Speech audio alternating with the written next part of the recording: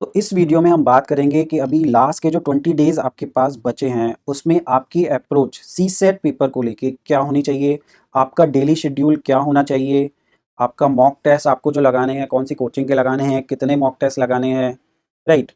किस तरीके से आपको लास्ट के 20 डेज़ में अपने बेसिक्स को रिवाइज़ करना है, यूपीएससी के पीवाईक्यूज़ करने हैं। सो ये सारी चीज़ों का डिस्कशन हम इस वीडियो में करेंगे।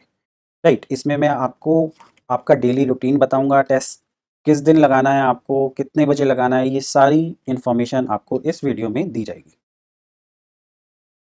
First of all I will tell you the type of student. So as you can see in this pictures, there are majorly three type of student. One is who has not started their CSAT preparation still. Till now they have not started their CSAT preparation, but they will do it now. And others are who are struggling, right? Who are in the process, okay, who are following the guidelines and they are doing CSAT. And there is third kind who have finished, right? So as you can see in this picture, they have finished their CSAT preparation. So I will talk about all three, like what they should do. But I am telling you first major thing that all three, there is still enough time. You all three can crack, no matter in which stage you are, you can crack CSAT paper, right? So this first one who has not started study, they can also crack CSAT paper if they are doing the smart work, right?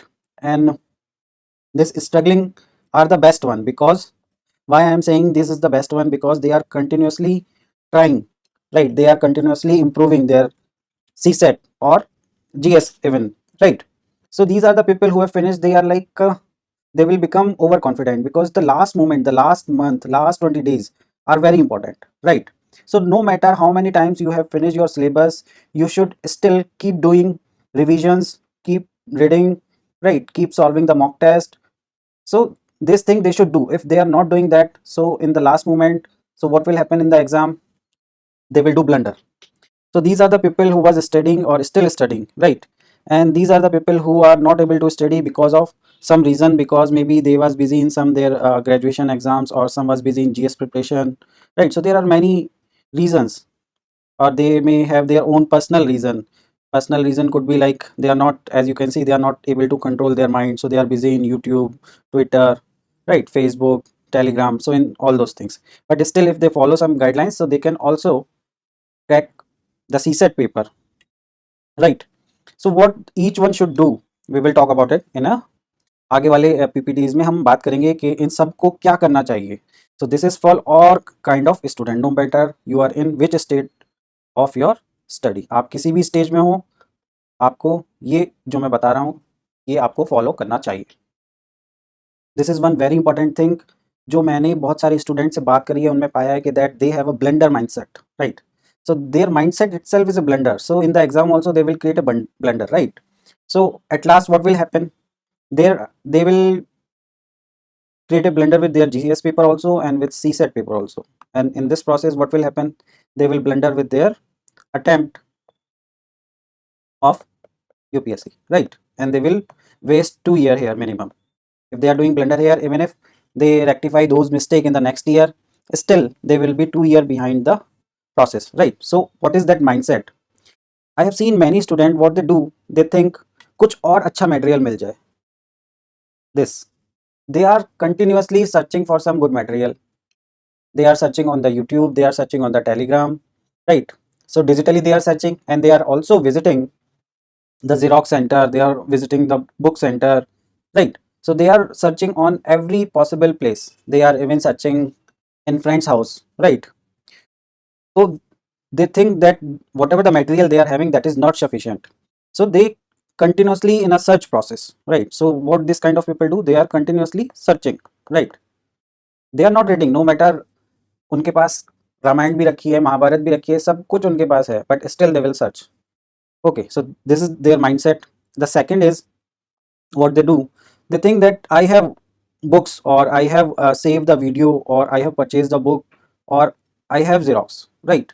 So what does it mean? It means उनको लगता है कि मेरे पे अच्छा material है और मैंने मेरे पास रखा है, राइट? मेरी बुक शेल्फ में है, मेरे कमरे में रखा है, राइट? मेरी लाइब्रेरी में रखा है. तो रखा होने से क्या होगा? कुछ नहीं होगा, राइट? आपको वो पढ़ के फिनिश करना है, उसके रिवीजन करने हैं. तो आपको उस प्रोसेस में, उस स्टेज में आना है. अगर आप सिर्फ बोल रहे हो, जैसे मैंने बहुत सारे स्टूडेंट से बात करी है, सो व्हाट दे से कि सर वो प्लेलिस्ट जो वीडियो की प्लेलिस्ट है वो मैंने सेव कर ली है, या मैंने उसको सेव करके रखा है, या मैंने वो बुक परचेज कर ली है, राइट, या मैंने वो ज़ेरॉक्स करा लिया है। अरे ज़ेरॉक्स नहीं कराना है आपको, उसको ज़ेरॉक्स करा के आगे पढ़ना भी है। परचेज़ करने से कुछ नहीं होगा, आपको पढ़ना भी है, because now this is a high time.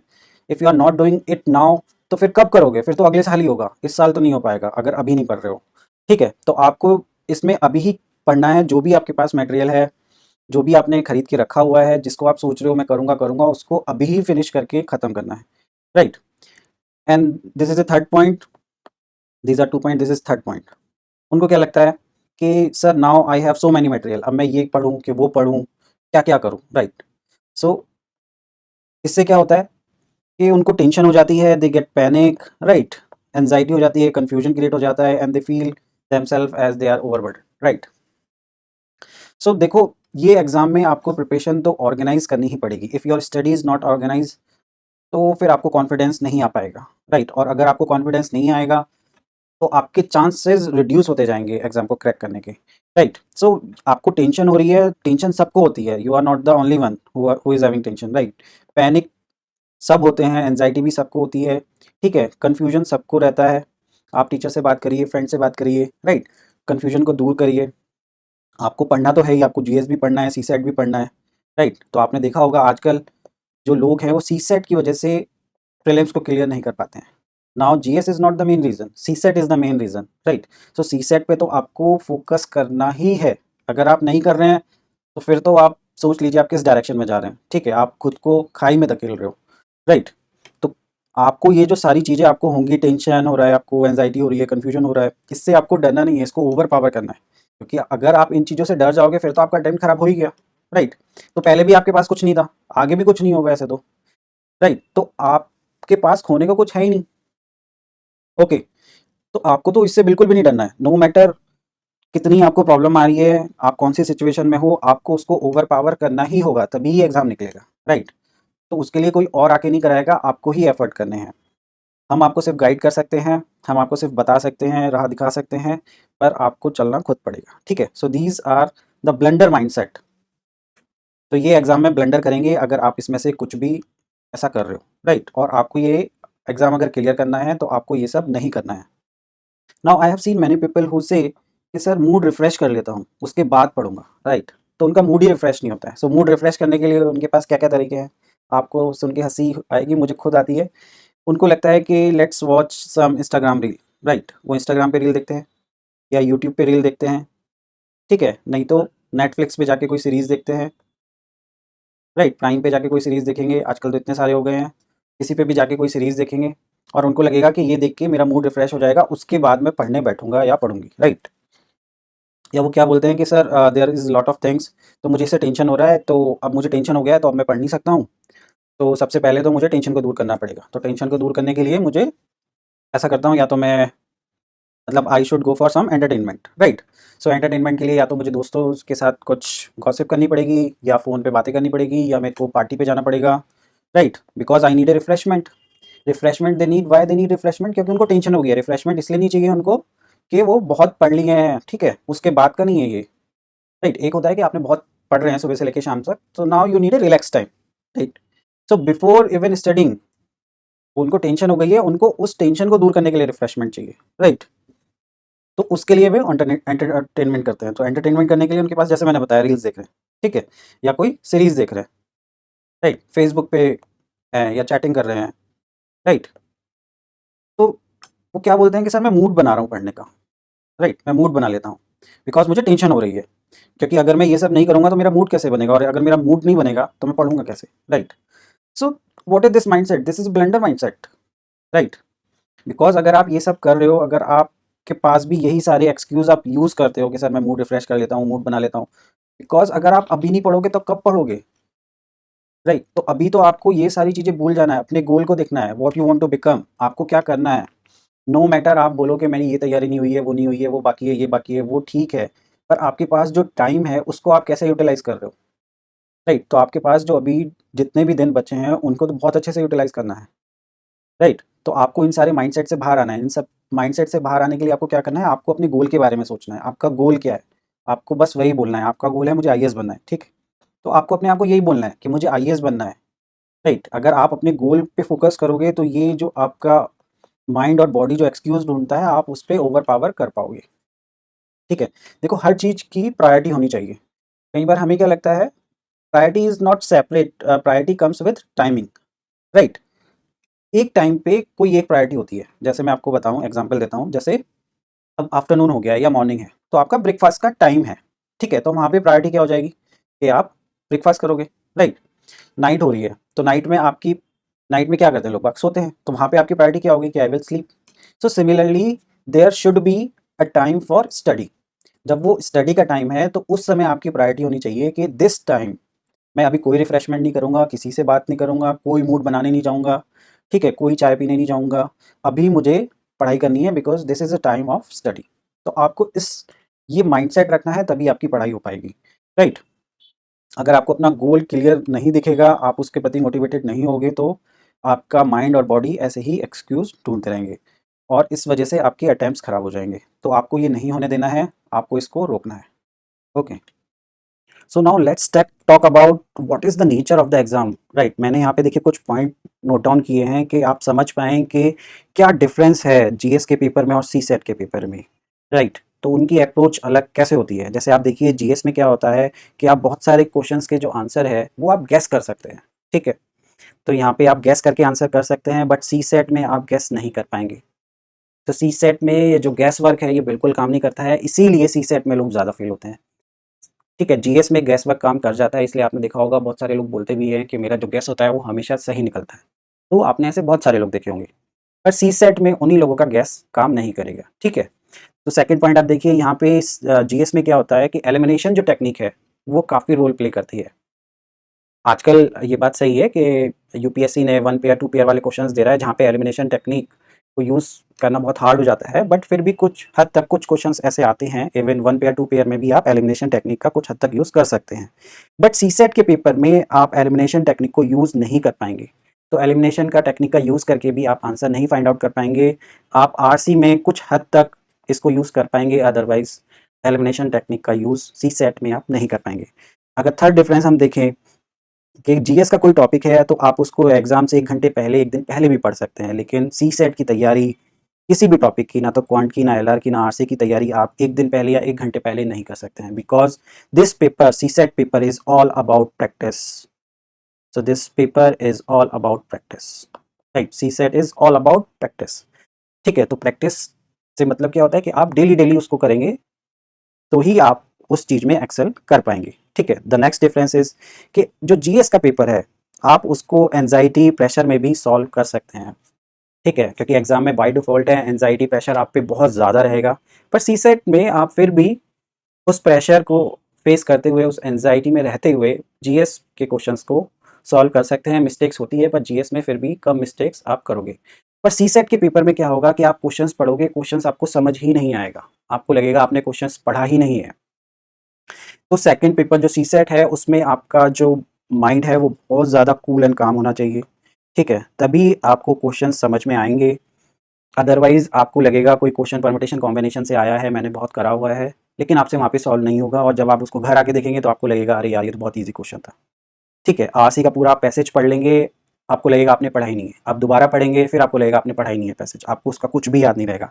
All this happen because of anxiety and pressure, ठीक है। तो वहाँ पे आपको कूल एंड काम रखना है अपने आप को। तो ये सारी चीज़ें आपको कैसे करनी है, तो ये सारी चीज़ों की प्रैक्टिस भी जब आप मॉक टेस्ट लगाएंगे उससे हो जाएगी आपको, ठीक है, कि कैसे कूल एंड काम रहना है एग्जाम में, राइट। सारे लोगों के साथ सेम प्रॉब्लम है, आप ऐसा मत समझिए कि आप अकेले हैं जिसको ये सब होगा, ऐसा बिल्कुल भी नहीं है, ठीक है। So these are some basic difference, so we should understand the nature of the exam, right, then only we can do better in that exam, right. तो ये सारे डिफरेंसेस आपको पता होना चाहिए कि सी सेट में लोग क्यों फेल होते हैं, क्या डिफरेंस है जीएस के पेपर और सी सेट के पेपर में। अगर आप ये चीज़ को अच्छे से समझ सकते हैं तो आप बेटर परफॉर्म कर पाओगे एग्जाम में। Now this is a question many student ask for me, sir what is the best material for CSAT. Sir CSAT का ये एक मटेरियल आप हमें बता दो which is the best one, right. तो मैं उनसे पूछता हूँ कि पहले आप ये बताओ कि ये जो मटेरियल है, बेस्ट तो छोड़ो, पहले आप मुझे मटेरियल के बारे में बताओ, व्हाट इज़ मटेरियल, राइट। उसमें क्या होना चाहिए आपके हिसाब से। मैं बोलता हूँ ऐसे तो सी सेट के लिए अगर आप देखो मार्केट में आज से नहीं कितने सालों से कितनी बुक अवेलेबल है जो एसएससी के लिए हैं, बैंक के लिए हैं, राइट। और जितनी भी स्टेट की एग्ज़ाम होती है, इंश्योरेंस की एग्ज़ाम होती है, कोई भी एग्ज़ाम हो, सबके लिए सब में मैथ, रीजनिंग, राइट, और आरसी आता है। तो आपके पास बुक्स तो हैं, ठीक है। तो मैं बोलता हूँ वो वाली बुक्स हैं आपके पास, बहुत सारी बुक्स हैं, क्या वो मटेरियल है? तो बोलते हैं नहीं सर वो मटेरियल नहीं है। मैं बोलता हूँ क्यों नहीं है? उनमें बेसिक्स है? बोलते हैं हाँ सर उसमें बेसिक्स तो है, वही वाला बेसिक्स हमें सीसेट के लिए भी पढ़ना है, ठीक है। तो आप बोल रहे हो इनमें बेसिक है, इन वाली बुक्स में, राइट, जो भी इन एग्जाम्स के लिए बुक आती है उनमें बेसिक है, ठीक है, पर आप इनको मटेरियल नहीं मान रहे हो, ठीक है। तो आप क्या चाहते हो उस मटेरियल में क्या हो? क्योंकि वो बोलते हैं कि सर उसमें जो यूपीएससी जिस टाइप के क्वेश्चंस पूछता है वो नहीं है, ठीक है। तो आप ऐसा मटेरियल चाहते हो जिसमें यूपीएससी के द्वारा जो क्वेश्चंस पूछे जाते हैं उस टाइप के क्वेश्चंस हो, right. So that will be the best material, right, जिसमें यूपीएससी के द्वारा जो क्वेश्चंस पूछे जाते हैं वो हो, ठीक है, मतलब यूपीएससी वाले पीवाईक्यूज हों, राइट, उस बुक में पीवाईक्यूज हों। तो मैं बोलता हूँ उनको, तो फिर आप यूपीएससी के पीवाईक्यूज को ही क्यों बेस्ट मटेरियल नहीं मानते हो? राइट, आप ऐसा क्यों चाहते हो कि पीवाईक्यूज किसी बुक में छपे हों तभी वो बुक बेस्ट बनेगी? आप डायरेक्टली पीवाईक्यूज ले लो ना, राइट। तो आप डायरेक्टली पीवाईक्यूज को ही बेस्ट मटेरियल क्यों नहीं मानते? अगर आप देखो, these PYQs are like the material provided by UPSC to you, right. आप सोचो जब 2011 में फर्स्ट टाइम सी सेट आया था, उस समय एक भी पेपर नहीं था सी सेट का प्रीवियस ईयर का। तो उस समय जो लोग सेलेक्ट हुए या उस साल जिन लोगों ने एग्जाम दिया उन्होंने किस हिसाब से तैयारी करी होगी, उन्होंने कौन सा मटेरियल फॉलो करा होगा, राइट। आपके पास तो 2011 से लेके 2022 तक 12 साल के पेपर हैं, हर साल 80 क्वेश्चंस पूछे गए हैं, ठीक है। सो टोटल आपके पास 960 क्वेश्चंस अवेलेबल हैं, 1000 क्वेश्चन आपके पास अवेलेबल हैं, राइट। 1000 क्वेश्चन, 1000 आंसर आपके पास अवेलेबल हैं, और आप उस चीज़ को 1000 क्वेश्चन की अगर आप बुक बनाओगे, कितनी मोटी बुक बनेगी आपको पता है सॉल्यूशंस के साथ, और आप उस चीज़ को एक अच्छा मटेरियल नहीं मान रहे हो, पर आप इनडायरेक्टली चाह वही रहे हो। आप चाह रहे हो कि सर कोई ऐसी बुक हो जिसमें यूपीएससी के टाइप के क्वेश्चन हो या यूपीएससी के पीवाईक्यूज हो। तो देखो कोई भी आदमी यूपीएससी के टाइप वाले क्वेश्चंस नहीं बना सकता है, राइट, क्योंकि यूपीएससी के पास जितने रिसोर्सेज हैं उतने किसी के भी पास रिसोर्सेज नहीं है। कोई भी कोचिंग इंस्टीट्यूट हो, कोई भी कॉलेज हो, कोई भी हो, राइट, वो इतना बड़ा इंस्टीट्यूशन है यूपीएससी सेंट्रल गवर्नमेंट का, ठीक है। तो आपको क्या लग रहा है ऐसे रिसोर्सेज किसी भी इंस्टीट्यूशंस के पास होंगे? ऐसे इंस्टीट्यूशन किसी भी ऐसा रिसोर्सेज किसी भी इंस्टीट्यूशंस के पास नहीं हो सकते, राइट। तो ऐसा सोचना आप बंद कर दो बिल्कुल, राइट, कि कोई भी कोचिंग, किसी भी कोचिंग की औकात नहीं है जो यूपीएससी के टाइप का एक भी पेपर बना दे, सिंगल पेपर, राइट। अगर आप देखो वो 10-10, 15-15, 50-50 मॉक करा रहे हैं, सबको कंबाइन करके उनको बोलो आप एक पेपर ही बना दो जो यूपीएससी के स्टैंडर्ड का हो, एक भी पेपर नहीं बना सकते, ठीक है। तो आप ये सब कोचिंग्स के पीछे भागना, मटेरियल सर्च करना बंद करो। जो यूपीएससी के द्वारा पीवाईक्यूज आपको दिए गए हैं उस पर स्टिक करो। अभी टाइम नहीं है ज़्यादा, अभी आपको इधर उधर भागना भी नहीं है, राइट। आप किसी भी टॉपर या किसी से भी मिलोगे तो वो आपको जो सही सलाह देने वाले हैं वो आपको यही बोलेंगे कि आप पीवाईक्यूज कर लीजिए, ठीक है। तो आपको भी ऐसा ही करना है, बेस्ट मटेरियल की सर्च अगर आपको करनी है तो बेस्ट मटेरियल यूपीएससी के पीवाईक्यूज ही हैं, राइट। तो आपको उसी पे स्टिक रहना है, वही करने हैं, वो मोर देन सफिशिएंट है। आप कॉन्फिडेंस रखिए, जो आपको बताया जा रहा है वही फाइनल है। आप बस आंखें बंद करके उसको कर लीजिए, बात मान लीजिए, और उसी से ही आपका पेपर निकल जाएगा। जब आपका पेपर निकल जाएगा आप खुद ही हमें आके बोलोगे कि सर आपने ऐसा बोला था और सच में ऐसा हुआ। जिन लोगों ने ये बात मानी है उन सबके पेपर निकले हैं, ठीक है। So now let's talk about कि हमारा डेली शेड्यूल क्या होना चाहिए, डेली हमें सी सेट के लिए क्या क्या पढ़ना चाहिए, right. So the first question is कि हमें कितने घंटे पढ़ना चाहिए डेली, राइट। सो ये क्वेश्चंस का बहुत सारे स्टूडेंट ने मेरे से पूछा है कि डेली हमें कितने आवर्स सी सेट को अभी करना चाहिए, बिकॉज टाइम हमारे पास कम है, तो डेली हम कितना टाइम दें ताकि हमारा सी सेट हो जाए। सो आई विल रिकमेंड कि आप डेली 2.5 घंटे दीजिए, राइट, 2.5 आवर दीजिए सी सेट के लिए। इसमें आपको 1 घंटा क्या करना है, 1 घंटा आपको देना है क्वांट को, 1 आवर देना है आपको एलआर को, एंड 1 आवर आप हाफ एन आवर आपको देना है आरसी के लिए, राइट। सो नॉर्मली आप देखेंगे कि एलआर में इतना टाइम नहीं लगता है, ठीक है। तो ये वाला जो टाइम बचेगा ये आप आरसी या क्वांट में कहीं पे यूटिलाइज हो जाएगा, right. So we will talk about कि आपका शेड्यूल कैसा होना चाहिए, ये आगे हम बात करेंगे। तो हाउ मेनी आवर्स, कितने घंटे पढ़ना चाहिए आपको, 2.5 घंटे डेली। अब नाउ किस टाइम पे आपको पढ़ना चाहिए। देखिए आपका जो एग्जाम होगा वो 2:30 बजे से लेके 4:30 के बीच में होगा, राइट। तो आप अभी से क्या करिए, इस चीज की प्रैक्टिस डालिए कि आप सी सेट के जो क्वेश्चंस हैं, चाहे वो क्वांट के हों, एलआर के हों, चाहे आरसी के हों, आप उसी पर्टिकुलर टाइम पे सॉल्व करिए। इससे क्या होगा, आपका माइंड उस समय ट्यून हो जाएगा, राइट। जैसे मैंने देखा है बहुत सारे स्टूडेंट्स उस समय सोते हैं दोपहर में, राइट। वो सही नहीं है स्ट्रेटेजी, बिकॉज आपके माइंड को आदत हो जाएगी कि आप जैसे ही 2 बजेंगे आपका माइंड काम करना बंद कर देगा, क्योंकि उसको आदत है सोने की, राइट। तो आप अपने आप को हैबिट डलाइए कि आप उस समय बहुत एक्टिव रहें और वही क्वेश्चंस करें, ठीक है। तो ये चीज हम मॉक टेस्ट में भी बात करेंगे कि मॉक टेस्ट आपको किस समय देना है। नाउ सेक्शन, कि हम कौन से सेक्शन पढ़ें। सो आई विल रिकमेंड कि आप डेली तीनों सेक्शन पे फोकस करें, जैसे मैंने यहाँ पे बताया, राइट। तो डेली आपको क्वांट करना है, डेली आपको एलआर करना है और डेली आपको आरसी करनी है। किसी भी सेक्शन को हम कम ज्यादा नहीं करेंगे। ये हो सकता है कि आप किसी सेक्शन में अच्छे हो, पर इसका मतलब ये नहीं है कि हम दूसरे सेक्शन को छोड़ देंगे, ठीक है। अगर आप किसी सेक्शन में अच्छे हैं तो दूसरे सेक्शन को ज्यादा टाइम दीजिए, क्योंकि हमें तीनों सेक्शन को लेकर चलना है। हम किसी एक सेक्शन पे रिलाई नहीं कर सकते हैं, क्योंकि यूपीएससी का एग्जामिनर का कुछ पता नहीं है, ठीक है। तो हम चांस बिल्कुल नहीं ले सकते हैं। तो हम ये नहीं चाहते हैं कि हमारा एक भी अटेम्प्ट लूज हो, right. So we can not lose attempt. तो हमें कोई भी स्टोन को अनटर्न नहीं छोड़ना है, right. Now how we should study, should we study topic wise और year wise. So I will recommend आप टॉपिक वाइज जाइए। टॉपिक वाइज जाने के बहुत फायदे हैं। जैसे सपोज आप एवरेज के क्वेश्चंस आर कर रहे हो, ठीक है, तो आप एवरेज के सारे क्वेश्चंस कर लीजिए एक ही बार में, तो ये बहुत फायदेमंद करेगा। अगर आप ईयर वाइज जाएंगे तो सपोज यहाँ पे 2022 के आप सॉल्व कर रहे हैं, तो वहां पे एक क्वेश्चन पूछा गया है एवरेज से, ठीक है। 2011 में सपोज एक क्वेश्चन पूछा गया है, 2021 में 2 क्वेश्चन पूछे गए हैं। तो इस टाइप से है, तो आपका माइंड बहुत जम्बल्ड रहेगा, ठीक है। तो आपको कभी भी कॉन्फिडेंस नहीं आ पाएगा अपनी स्टडी पे।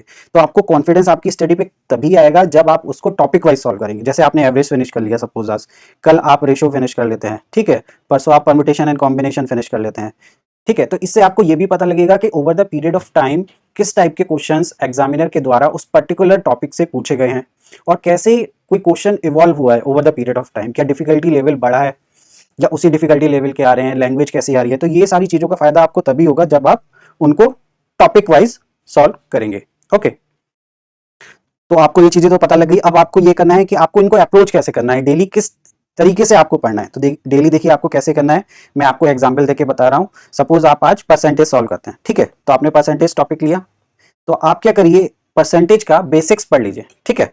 तो आप बेसिक पढ़ लेंगे, 10-15 मिनट आपको बेसिक्स पढ़ने हैं अपनी बुक से। जो भी आपने या तो नोट्स बना रखे हो या कोई भी स्टैंडर्ड बुक हो जहां से आपने पढ़ा हो अभी तक, वहां से 10-15 मिनट आप उस टॉपिक को रिवाइज करेंगे, ठीक है। उसके बाद आप क्या करेंगे कि लास्ट के 12th ईयर में जितने भी क्वेश्चंस उस टॉपिक से पूछे गए हैं, जैसे परसेंटेज से 2011 से लेके 2022 तक 12 साल में जितने भी क्वेश्चंस पूछे गए हैं उनको आप सॉल्व करेंगे, ठीक है। तो ये आप काम करेंगे, राइट, 1 आवर में। और उसके बाद आप क्या करेंगे, सिमिलरली एक एलआर का टॉपिक उठाएंगे। सपोज एलआर का आप टॉपिक उठाते हैं डायरेक्शन, तो डायरेक्शन का के साथ भी आप सेम करेंगे। उसके थोड़े बेसिक्स आप देख लीजिए पहले, उसके बाद आप लास्ट 12 ईयर्स में डायरेक्शन के जितने भी क्वेश्चंस पूछे गए हैं उनको सॉल्व करेंगे, ठीक है। अब यहाँ पे एक बहुत बड़ा क्वेश्चन आता है कि सर आरसी को कैसे अप्रोच करना है। तो आरसी के लिए आप टारगेट रखिए कि आपको डेली 10 आरसी सॉल्व करनी है। और सर ये आरसी कहाँ से लेनी है, बहुत सारे लोग मेरे से पूछते हैं। तो ये आरसी आपको प्रीवियस ईयर जो क्वेश्चंस पूछे गए हैं यूपीएससी के द्वारा वहां से लीजिए, ठीक है। तो नॉर्मली आप देखेंगे 2011 से लेके 2022 तक अराउंड 350 के करीब हमारे पे आरसी हैं, राइट। तो अगर आप डेली ये 10 आरसी सॉल्व करेंगे तो आप देखेंगे कि आप इसको बहुत जल्द फिनिश कर लेंगे, राइट। तो आप देखेंगे 10 डेज में ये पूरे आरसी आपके फिनिश हो जाएंगे।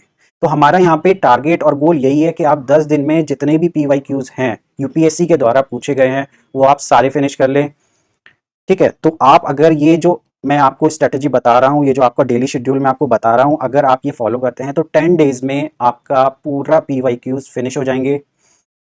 और उसके बाद आपके पास जो टाइम मिलेगा उसमें हमारे पास रिवीजन का भी टाइम मिल जाएगा। 10 डेज और आगे हमें मिल जाएंगे, उसमें हम रिवीजन करेंगे, ठीक है।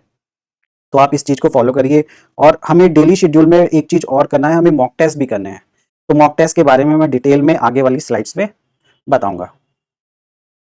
तो देखिए मैथ के लिए और क्वांट के लिए हमें क्या करना है, जैसे मैंने आपको पुरानी वाली स्लाइड्स में बताया है कि हमको डेली एक टॉपिक करना है क्वांट का, ठीक है। मैथ से हमें डेली एक टॉपिक करना है। तो सपोज जैसे आप परसेंटेज का कर रहे हैं, तो जैसे मैंने यहाँ पे हमारे चैनल पे वीडियोस बना रखे हैं, राइट। जैसे यहाँ पे परमुटेशन एंड कॉम्बिनेशन है, तो आपने सपोज आज परमुटेशन एंड कॉम्बिनेशन कर रहे हो, 1 आवर में आपको करना है, ठीक है। तो आप इस जो वीडियोस है इसमें 2011 से लेके 2022 तक जितने भी क्वेश्चन यूपीएससी के द्वारा प्रीवियस ईयर में पूछे गए हैं वो सारे इसमें आपको अरेंज करे हैं, ठीक है। तो अगर आप ये एक वीडियो देख लेते हो तो आपके सारे क्वेश्चंस हो जाएंगे, आपका ये टॉपिक पूरा कंप्लीट हो जाएगा। तो इसको कैसे करना है, पहले आपको बेसिक्स पढ़ लेने हैं, राइट। तो पहले आपको बेसिक्स अपनी बुक से, स्टैंडर्ड बुक से पढ़ लेने हैं, उसके बाद आपको ये वीडियो स्टार्ट करना है। पहला क्वेश्चंस पे आप आते हैं, वीडियो को रोक दीजिए, उसको सॉल्व करने की कोशिश करिए। अगर आपसे सॉल्व नहीं होता है तो वीडियो को चलाइए और देखिए कि किस तरीके से क्वेश्चंस को समझा गया है, ठीक है, और किस तरीके से सॉल्व किया गया है, अप्रोच क्या है, राइट। ये सब समझने के बाद आपको उसको खुद एक बार सॉल्व करना है, राइट। उसके बाद आप उसको सेल्फ सॉल्व करिए एक बार, ठीक है। सिमिलरली आप नेक्स्ट क्वेश्चन पे जाइए, फिर सेकंड क्वेश्चन पे उसको सॉल्व करने की कोशिश कीजिए, ठीक है। उसका अगर आपको हो जाता है तो well and good, then you can see. अगर आपसे क्वेश्चन हो जाता है फिर आप देखिए कि हमने किस तरीके से सॉल्व किया है उसको और आप किस तरीके से कर रहे हैं, कोई उसमें गलती तो नहीं है। अदरवाइज आप डायरेक्टली थर्ड क्वेश्चन पे जा सकते हैं। तो इस तरीके से करके आपको अप्रोच करना है। आप देख सकते हैं यहाँ पे हमने मैक्सिमम सारे टॉपिक्स के वीडियो प्रोवाइड करा दिए हैं, permutation, combination, profit and loss, ठीक है, number system, ratio and proportion, time and work, time and distance, average. तो मैक्सिमम हर क्वेश्चन, हर टॉपिक के वीडियो आपको हमारे चैनल पे मिल जाएंगे। ये आप यहाँ पे क्यूआर कोड है, आप इसको स्कैन करके डायरेक्टली उस पेज पे पहुंच जाएंगे जहाँ पे ये सारे वीडियो अरेंज किए गए हैं, राइट।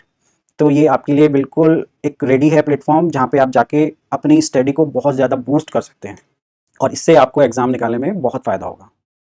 तो देखिए लॉजिकल रीजनिंग, सपोज आप लॉजिकल रीजनिंग पढ़ रहे हैं तो लॉजिकल रीजनिंग एलआर के लिए आपको क्या करना है, सपोज आप स्टार्ट करते हैं डायरेक्शन से, ठीक है। तो आप डायरेक्शन का बेसिक्स को रिवाइज कर लीजिए, अपनी जहां से भी आपने पढ़ा है, किसी कोचिंग से पढ़ा है, कोई नोट्स बना रखे हैं या कोई स्टैंडर्ड बुक से पढ़ा है, आपने जहां से भी पढ़ा है वहां से डायरेक्शन के बारे में पढ़ लीजिए। कोई भी क्वेश्चन सॉल्व करने की वहां पे जरूरत नहीं है अभी। आप डायरेक्टली ये जो वीडियो है डायरेक्शन का, इस पे आइए। यहाँ पे हमने पिछले 12 साल में, 12 ईयर्स में जितने भी क्वेश्चन यूपीएससी के द्वारा पूछे गए हैं वो सब अरेंज किए हैं ईयर वाइज। तो आप उस पर जाइए डायरेक्टली, वहाँ पे इसको वीडियो को चलाइए, फर्स्ट क्वेश्चन पे आइए और उसको सॉल्व करने की कोशिश करिए जैसे हमने क्वांट के लिए किया है। सिमिलरली सेम अप्रोच आपको लगानी है। अगर आपसे हो जाता है तो वेल एंड गुड, आप नेक्स्ट पे मूव कर जाइए। अगर आपसे नहीं होता है तो आप देखिए उसको कैसे सॉल्व किया गया है और यहाँ से आप वो सीख जाएंगे कि किस तरीके से इस क्वेश्चन को सॉल्व करना है, ठीक है। तो ऐसे करके आप जितने भी टॉपिक्स हैं एलआर में, डायरेक्शन है, ब्लड रिलेशन है, सिलोजिज्म है, कैलेंडर है, वेन डायग्राम है, सीरीज है, तो ये सारे टॉपिक्स जितने भी टॉपिक्स हैं ये आप इनको रोजाना एक एक टॉपिक को आप खत्म करेंगे तो आपके ये टॉपिक हार्डली 10 डेज में खत्म हो जाएंगे, राइट। उसके बाद आपके पास 10 दिन बचेंगे और आप मेरा यकीन मानिए ये जो 10 दिन होंगे आपके, इस 10 दिन में पूरा आपका सी सेट की प्रिपरेशन पूरी चेंज हो जाएगी, ठीक है। आपको इतना कॉन्फिडेंस आ जाएगा कि आपको लगेगा इस बार आपका पेपर सी सेट की वजह से तो बिल्कुल नहीं रुकेगा।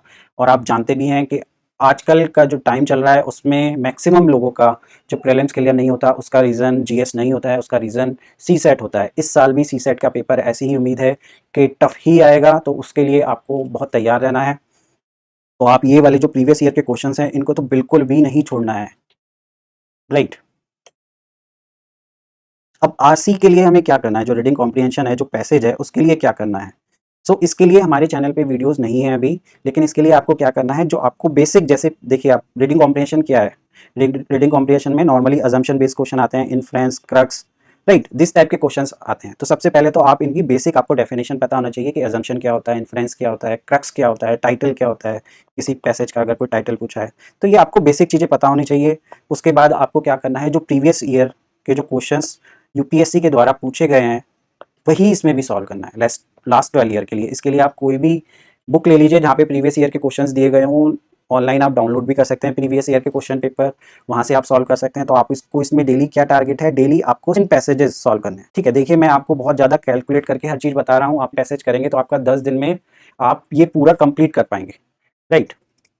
तो आपको 7 पैसेज टारगेट करना है डेली। 7 पैसेज में जितने भी क्वेश्चंस पूछे गए हैं वो आपको सारे सॉल्व करने हैं। अगर आपसे कोई क्वेश्चन नहीं होता है तो मार्केट में बहुत सारी बुक्स हैं, अदरवाइज ऑनलाइन भी आप देखेंगे कि बहुत सारे कंटेंट आपको मिल जाएगा जहाँ पे लिखा होता है कि कोई ऑप्शंस क्यों करेक्ट है और दूसरा ऑप्शंस क्यों करेक्ट नहीं है। उसमें से वो चीज़ें पढ़ लीजिए, तो इससे क्या होगा, आपका पूरा जो पैसेज है उसकी तैयारी हो जाएगी, ठीक है। और आपको बहुत ज़्यादा कॉन्फिडेंस आएगा क्योंकि लास्ट 12 ईयर्स में अराउंड 300 पैसेजेस पूछे गए हैं यूपीएससी के द्वारा। तो अगर आप ये 300 पैसेज कर लेते हैं तो आप सोचिए आपकी तैयारी किस लेवल पे पहुंच जाएगी, और वो भी आप कौन से पैसेज सॉल्व कर रहे हैं जो यूपीएससी के द्वारा डायरेक्ट पूछे गए हैं, वो कोई ऐसे वैसे पैसेज नहीं है जो किसी कोचिंग के द्वारा पूछे गए हैं, वो यूपीएससी के द्वारा उसी एग्जाम में पूछे गए हैं जिसकी हम तैयारी कर रहे हैं। तो the best resource for reading comprehension will be the PYQs of last 12 year, right. So ये यहाँ से आपको कवर करना है। नाउ अब देखते हैं मॉक टेस्ट। तो मॉक टेस्ट का क्या रोल है हमारी स्टडी में, और अभी जो 20 दिन है उसमें मॉक टेस्ट क्या रोल प्ले करेगा, राइट। तो क्या हमें मॉक टेस्ट अटेम्प्ट करने हैं? हमें मॉक टेस्ट बिल्कुल अटेम्प्ट करना है। जो फर्स्ट क्वेश्चन है उसका आंसर है यस, ये बिल्कुल कंपलसरी है, राइट। इसमें कोई इफ एंड बट नहीं है, आपको करना ही है। अब इसमें आता है कि हम कौन सी कोचिंग के मॉक टेस्ट लगाएं। देखिए मॉक टेस्ट मार्केट में बहुत सारे अलग अलग कोचिंग इंस्टीट्यूट के अवेलेबल है, बट मैं रिकमेंड करूंगा कि सबसे बेस्ट मार्केट में जो है, सबसे बेस्ट आपको उसके लगाने हैं मॉक टेस्ट। और ज़्यादातर आप देखेंगे जो मॉक टेस्ट है वो नॉर्मली टेलीग्राम्स चैनल पे, वेबसाइट्स पे फ्रीली अवेलेबल होते हैं, तो आप वहाँ से डाउनलोड करके उनको डायरेक्टली सॉल्व कर सकते हैं। तो वहाँ से आप डाउनलोड करिए, उसको आप प्रिंट कराइए और फिर उसको दीजिए। तो कौन सी कोचिंग के हमें नॉर्मली मॉक टेस्ट लगाने चाहिए?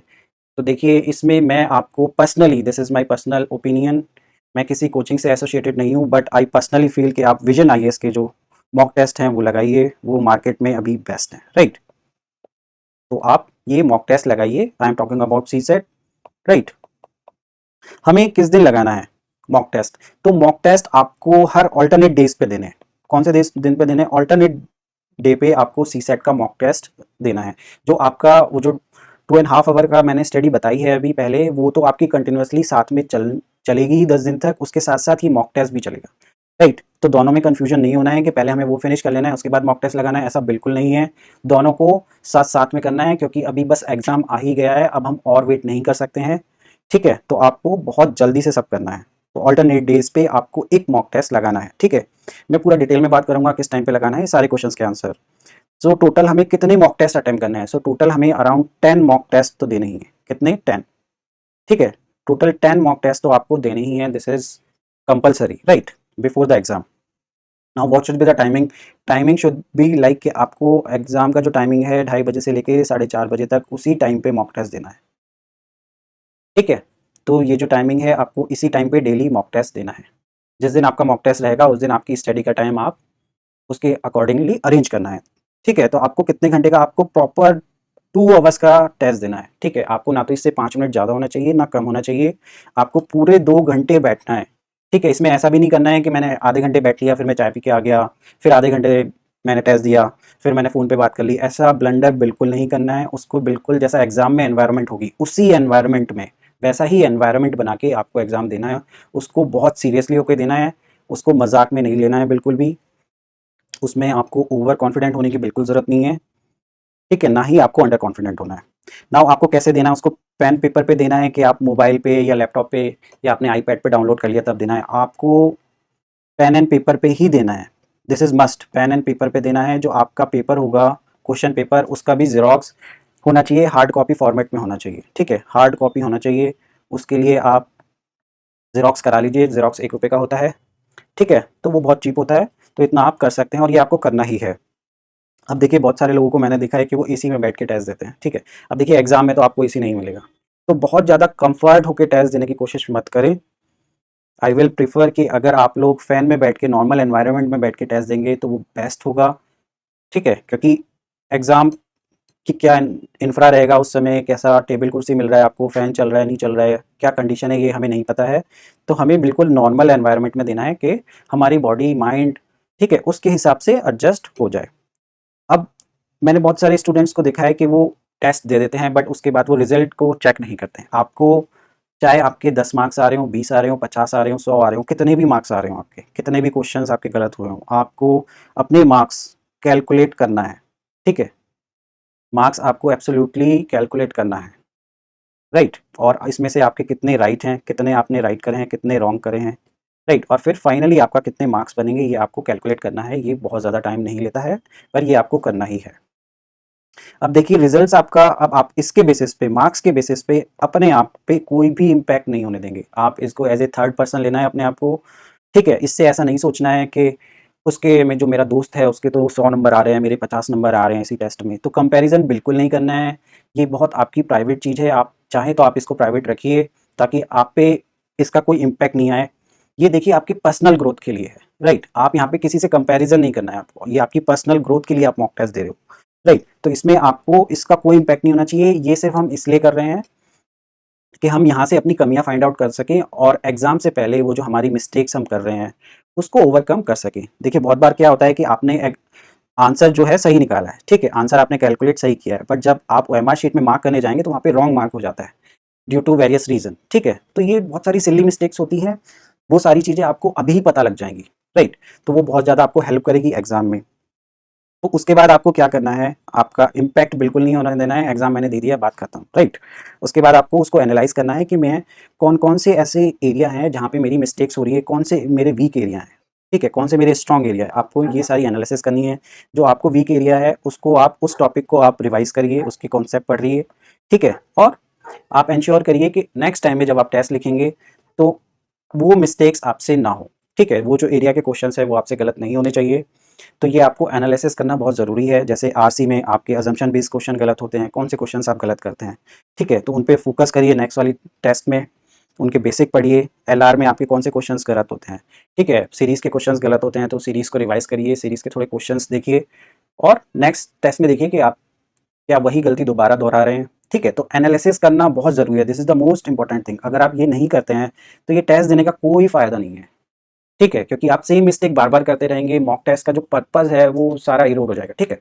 तो आपको ऐसे नहीं करना है, ठीक है। आप यहाँ पे एनालिसिस करेंगे, उसके बाद जैसे मैंने बताया अगर आप ये करते हैं, अपनी देखते हैं कौन कौन से एरिया में आप लैग कर रहे हैं, फिर आप वो एरियाज को रिवाइज करते हैं, फिर नेक्स्ट टाइम आपकी परफॉर्मेंस उस एरिया में इंप्रूव हो जाएगी, right. So in this way you should approach the mock test, right.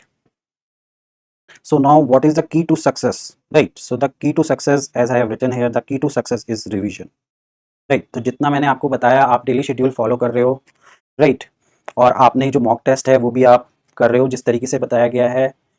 तो उसके बाद आपको क्या करना है, उसके बाद आपको उनको रिवाइज भी करना है, राइट। तो जैसे मैंने पहले बताया जो आप काम करते हो वो तो आपका 10 दिन में आपके सारे टॉपिक्स पूरा सिलेबस सी सेट का बहुत आराम से कवर हो जाएगा। बहुत जल्दीबाजी भी नहीं कर रहे हैं हम, धीरे धीरे कर रहे हैं, ठीक है। तो आपको उसके बाद क्या करना है, उसके बाद रिवीजन करना है, यही चीज़ आपको जीएस में भी करना है, ठीक है। तो रिवीजन बहुत मस्ट है, चाहे कोई भी पेपर हो, चाहे सीसेट का पेपर हो, चाहे जीएस का पेपर हो, राइट। विदाउट रिवीजन आपके लिए एग्जाम को क्रैक करना बहुत हार्ड हो जाएगा। तो आपको रिवीजन पे फोकस करना है। कोई भी टॉपिक आपको आता है तो ज़रूरी नहीं है कि एग्जाम में उसके कॉन्सेप्ट्स और आप वो क्वेश्चन कर ही पाओगे, ठीक है। किसी भी टॉपिक से फैमिलियर होना एक अलग बात होती है, पर उसके क्वेश्चन सॉल्व करना अलग बात होती है। आपने देखा होगा जिन लोगों ने पहले एग्जाम दिया है, एग्जाम में क्या होता है, आपको लगता है कि हाँ यार ये क्वेश्चन मैंने पढ़ा तो था पर इसका आंसर याद नहीं आ रहा है।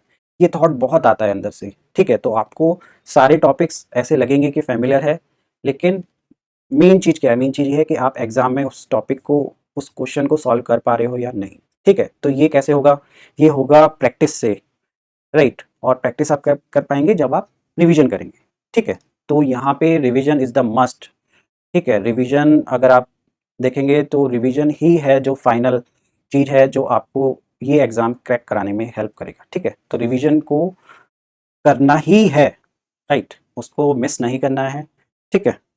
तो रिवीजन पे फोकस करना। So now the final Mantra, so the final Mantra for UPSC is that डरना मन है। देखिए अगर आप यूपीएससी के प्रिपरेशन के लिए आ गए हैं, ठीक है, आपको आईएएस बनना ही है, तो फिर डर से कोई मतलब ही नहीं है, राइट। कुछ भी हो, कैसा भी पेपर आए, किसी भी एरिया से यूपीएससी क्वेश्चन पूछे, हमें तो यूपीएससी क्रैक करना ही है, राइट। तो डरने से कोई मतलब ही नहीं है। तो आपको अगर एंजाइटी हो रही है, आपको अगर डर लग रहा है, आपको अगर प्रेशर फील हो रहा है, अगर आपको लग रहा है आपका सिलेबस अभी तक कंप्लीट नहीं हुआ है या आपने अभी तक स्टार्ट भी नहीं करा है या आपको क्वेश्चन समझ ही नहीं आते हैं, ठीक है, आप किसी भी स्टेज में हो या आपके मार्क्स अच्छे नहीं आते हैं, औरों के मार्क्स अच्छे आ रहे हैं, राइट। तो आप किसी भी स्टेज में हो, अभी भी बहुत एनफ टाइम है, आप अभी भी कर सकते हैं। आपको बस ये फील होना चाहिए, आपको अपने आप को ये बोलना होगा कि जैसे देखिए थ्री इडियट जो मूवी थी उसमें आमिर खान एक बहुत बड़ी चीज़ बोलता है, अगर आपने वो मूवी देखी हो तो उसमें एक मैसेज है कि आप जो दिल होता है वो बहुत डरपोक होता है, राइट। तो उसको आपको बोलना पड़ता है कि ऑल इज वेल, राइट। तो वो बहुत अच्छा कंसेप्ट है, अगर आप उस कंसेप्ट को अपनी लाइफ में यूज़ करेंगे आप देखेंगे कि आपकी लाइफ चेंज हो जाएगी। तो यही कंसेप्ट आपको यहाँ पे यूज़ करना है, आपको अपने दिल को बोलना है कि all is well, all is well, right. मैं ये कर लूँगा, यूपीएससी में क्रैक कर लूँगा, सी सेट मेरे से हो जाएगा, ठीक है, मेरी पढ़ाई अच्छी चल रही है। तो आपको एक विश्वास रखना पड़ेगा, एक पॉजिटिव अप्रोच रखनी पड़ेगी अपनी स्टडी के प्रति, यूपीएससी के प्रति, ठीक है। तो आप ये आराम से निकाल लेंगे एग्जाम को, राइट। तो आपको ये बिलीव होना चाहिए कि ये आपसे हो जाएगा, क्वेश्चन आपको धीरे धीरे समझ आ जाएंगे। आप बस प्रैक्टिस करिए। अगर आपने अभी भी स्टार्ट नहीं कराया है तो आप स्टार्ट करिए, काफ़ी टाइम है, बहुत टाइम है, आप अभी भी निकाल लेंगे, राइट। लोग बाग तो सिर्फ 10 दिन पढ़ते हैं उसमें निकाल लेते हैं, अभी तो आपके पास 20 दिन है, राइट। तो अभी भी एनफ टाइम है, आप रिवीजन के साथ आप इसको कर लेंगे, सी सेट आपका क्लियर हो जाएगा। Okay, so all the best. और अगर आपको कभी भी कोई भी इश्यूज रहता है तो आप डायरेक्टली हमें कॉल कर सकते हैं एंड आप मेरे से डायरेक्ट बात कर सकते हैं and we will discuss about your any issues related to either CSAT और जीएस और एनीथिंग। ओके।